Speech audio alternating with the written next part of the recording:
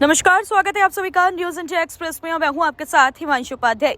फरीदाबाद पृथला विधायक नैनपाल रावत का गांव जक्कोपुर वासियों ने स्वागत समारोह रखा। इस मौके पर कार्यक्रम में पहुंचे विधायक नैनपाल रावत का गांव वासियों की ओर से फूल मालाओं के साथ जोरदार स्वागत किया गया।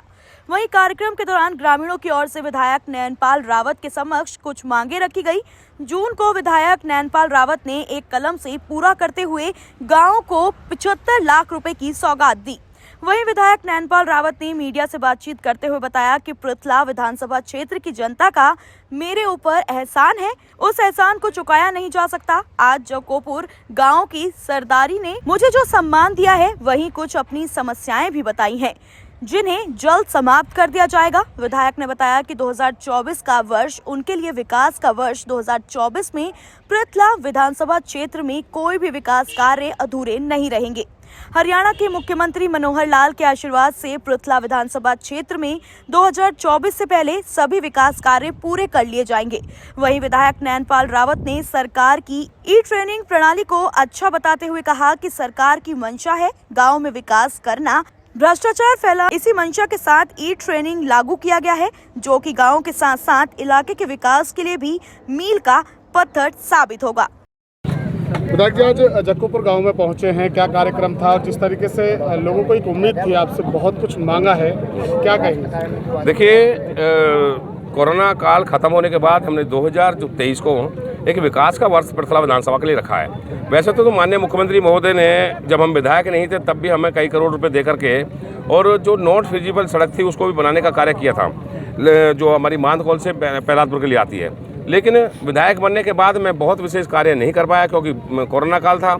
ज़्यादा से ज़्यादा 20-25 करोड़ की सड़कें हैं या 15-20 करोड़ रुपए विकास के लिए अन्य दे पाया हूँ। टोटल मिलाकर लगभग 50 करोड़ रुपए के काम केवल हुए हैं। तो इस विकास वर्ष में हमने गांव-गांव जाकर के सभी पंचायतें हमें बुला रही हैं, अपनी अपनी डिमांड्स दे रही हैं। तो आज जक्कोपुर गांव की भी लगभग 1 करोड़ रुपए की डिमांड हमें मिली है, जिसमें से 25 लाख रुपए के लगभग माननीय मुख्यमंत्री महोदय जी ने जो 1100-1150 करोड़ रुपए डाला था, उसमें से 25 लाख रुपए इनकी बस्ती के लिए आ गए हैं। 75 लाख रुपए के जो अदर कार्य हैं वो हमने इनके मंजूर किए हैं। माननीय मुख्यमंत्री मनोहर लाल जी की मेहरबानी से, हरियाणा सरकार की मेहरबानी से उन सभी को पूरा किया जाएगा।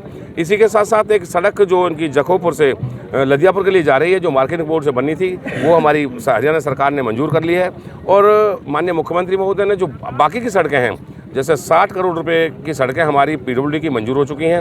100 करोड़ रुपए मेरा मंजूर किया था माननीय मुख्यमंत्री महोदय ने अपने सीएम अनाउंसमेंट में, वो उसमें से 60 करोड़ की सड़कें मंजूर हो गई हैं। टोटल सड़कें, एक इनकी नई सड़क है जो फतेहपुर तागा से बीजोपुर के लिए जाती है वो, और बीजोपुर से लदियापुर वाली सड़क में मिलती है वो, ये मार्केटिंग बोर्ड से बना देंगे। अधिकारीगण साथ आए, आज उसकी फिजिबिलिटी चेक कर लेंगे।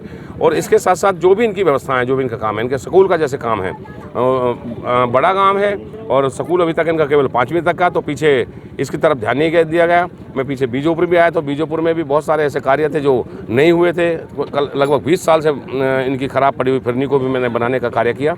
तो निश्चित तौर पर इनकी सारी डिमांड्स मंजूर की गई हैं और सभी को माननीय मुख्यमंत्री महोदय की मेहरबानी से, हरियाणा सरकार की मेहरबानी से इनका 1 साल के अंदर पूरा कर देंगे। जिस तरीके से बात करें कि जक्कोपुर को नहीं देख करके हम पूरा अगर पृथला विधानसभा क्षेत्र को अगर देखें तो कहीं ना कहीं विकास की बेहद ज़रूरत है। हर जगह सड़कें टूटी पड़ी हैं। तो ऐसे में 2024 को आपने विकास का साल कहा है, तो क्या लगता है 2024 तक ये सारा काम पूरा होगा? देखिए, निश्चित तौर पर जो हमारी ज़्यादा टूटी हुई सड़कें हैं, अप्रैल और मई, मतलब आप मैं मान के चलिए कि बरसात से पहले वो टोटल सड़कें आपकी कंप्लीट कर दी जाएंगी। उसके लिए पैसा मंजूर हो गया, टेंडर प्रक्रिया में है, कुछ के टेंडर हो गए।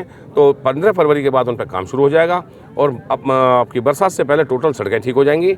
और जितनी भी मार्केटिंग बोर्ड की सड़कें हैं, हम 8 ऐसी सड़कें लेकर आए, जैसे मैंने अभी आपको जक्कोपुर से और लदियापुर वाली सड़क बताई है। ये 8 ऐसी सड़क हमारी सरकार ने, माननीय मुख्यमंत्री महोदय ने मंजूर की हैं, जो पुरानी कच्चे रास्ते पड़े थे उनको पक्का करने का कार्य कर रहे हैं। और इसके अलावा भी जो भी कोई बड़ी परियोजना है वो भी हम यहाँ पर में लेकर के आएंगे।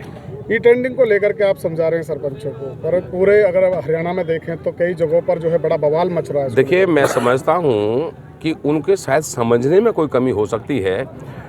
माननीय मुख्यमंत्री महोदय जब से 8.5 साल से प्रदेश की बागडोर संभाली है, तब से लेकर आज तक हर व्यक्ति के लिए, हर जन के लिए, हर वर्ग के लिए हरियाणा एक हरियाणवी एक करके इस पूरे प्रदेश में काम कर रहे हैं।